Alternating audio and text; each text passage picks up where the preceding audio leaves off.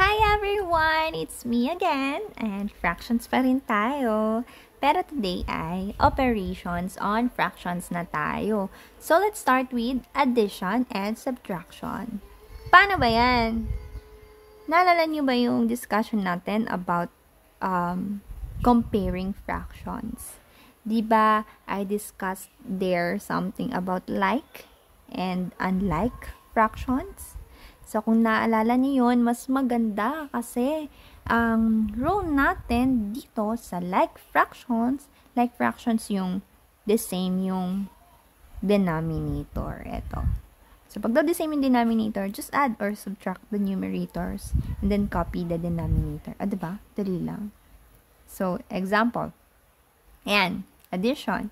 So, eto, i-add lang daw natin to. Tapos, copy lang daw natin tong denominator. Paano yan? O, ganyan lang. 3 plus 1 over 5. 3 plus 1 over 5 ay 4 over 5. O, diba? Dali lang. Paano naman pag-subtraction? Subtraction, 3 minus 1. Ganun lang din. And then, copy the denominator. So, 3 minus 1 is 2 over 5. Tama. Madali lang pag like fractions. Pero, paano naman pag unlike fraction? Pag daw unlike fractions, we have to convert them to like fraction. Then, we will do the same thing dun sa tulad ng kanina. So, paano yan? Example. Ayan. 1/2 plus 1/3.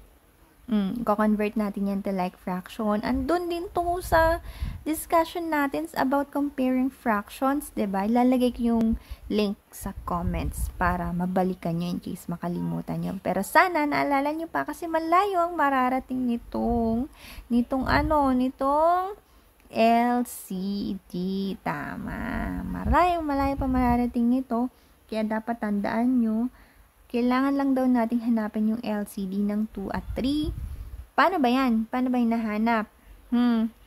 Nakalimutan nyo na ba? So, if you remember, meron akong paganto-ganto. Yan. Ililista lang natin yung denominator natin na 2 and 3 dito. Yan, 2, 3. Tapos, hahanapin lang daw natin yung multiple. So, multiple ng 2. 2, 4, 6, 8. Dire-diretso pa yan. 10, 12. Ganon. O, 3 naman multiples. 3, 6, 9, 12. Ayan. Tumigil na tayo dyan kasi nakita na natin yung common nila. Ayan. Least common. Pinakauna nating makikitang common. Ito may 6 sa taas. May 6 din sa baba. So, yan na yung magiging bago nating denominator. So, like this. Ganito yan. Ayan. So, ito yung ating fractions na i-add. 1/2 plus 1/3. Ang magiging bagong itsura ng mga yan ay ayan. Magiging ganyan daw yan. Paano ba yan? Andun din yan ha. Sa comparing fractions discussion natin. Andun din yan. Try lang nating balikan. So, itong 1/2 naging 3/6. Itong 1/3 naging 2/6. Paano ba yung nangyari? So, ang nangyari dyan, yung denominator natin, ilalagay na natin yung bago nating denominator. So, 6 divided by 2. Sagot ay 3. Tapos, ito times pa natin sa 1. 3 times 1 ay 3. Kaya naging 3/6. Ganun lang din dito.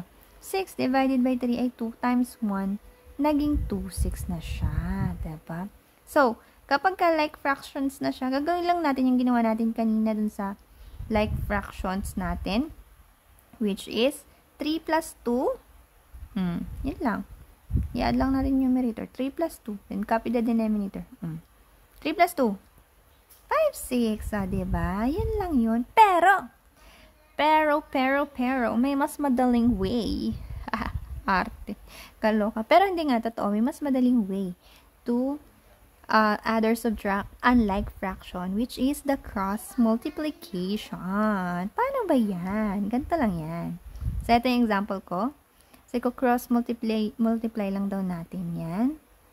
Ayan. So, una, multiply the denominator of the second to the numerator of the first. So, ayan yun. Ito, 5 times 1 is 5. Tama. And then next, multiply the denominator of the first to the numerator of the second. So, ito lang yan. Chok.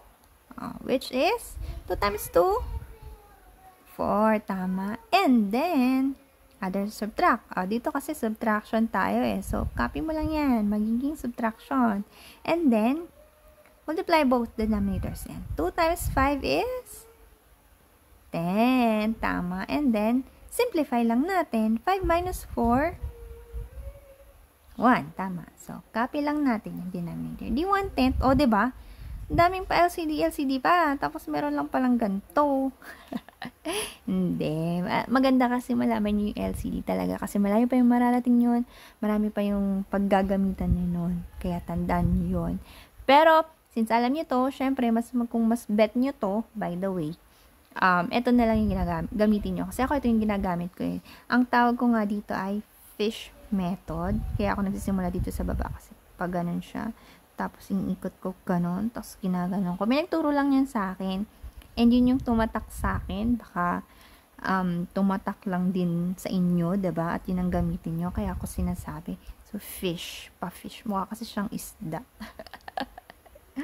Okay. So, next tayo, which is, example pa rin. Ang example natin, eto, 1/2 minus 1/4. Tapos, sa cross multiplication, ganun, 4 times 1, ito yun. And then, umikot, 1 times 2, ito yun. Kinapi lang natin yung minus dyan, ha? And then 2 times 4, which is, ayan, then. So, 4 times, ito yung sagot niyan, para mas makita nyo. 4 times 1 ay 4. Minus pa rin. 1 times 2 ay 2. Dito yan. And then, 2 times 4 ay 8. Ayan. So, 4 minus 2 ay 2. Then, copy the denominator, which is 2/8. Ayan. Usually, yun yung answer. Pero, kasi, pwede mo pang i-simplify kasi yung 2/8. Which is, na-discuss ko na din yan, ha, dun sa simplification ng fraction. So, we call it lowest term din. Ilo-lowest term lang natin yan. Ilalagay ko yung link sa comment na lang para din mas mabalikan nyo. Kasi, ano yun eh, mas detailed yung explanation. Kukuha kayo dyan ng GCF. Again, if you remember. Ang GCF natin kasi dito is 2. Nitong dalawang to. Ang greatest common factor natin ay 2.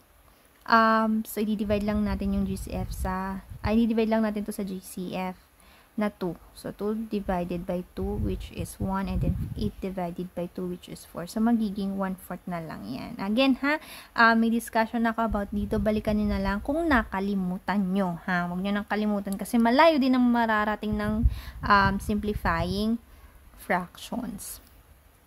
Okay, and then next. Multiplication. Ito, madali lang din to. Ang gagawin lang natin dyan ay i-multiply natin yung numerator, i-multiply lang din natin yung denominators, and then simplify. So, paano? Example. Ito. So, multiply lang natin yung numerator. 2 times 1. Then, ito naman, 3 times 2. Oh, ganun lang. Diba? 2 times 1, 2.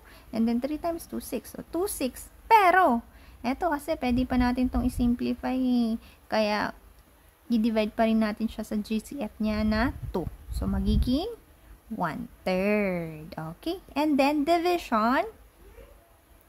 Ang division natin, ito, parang multiplication lang din to.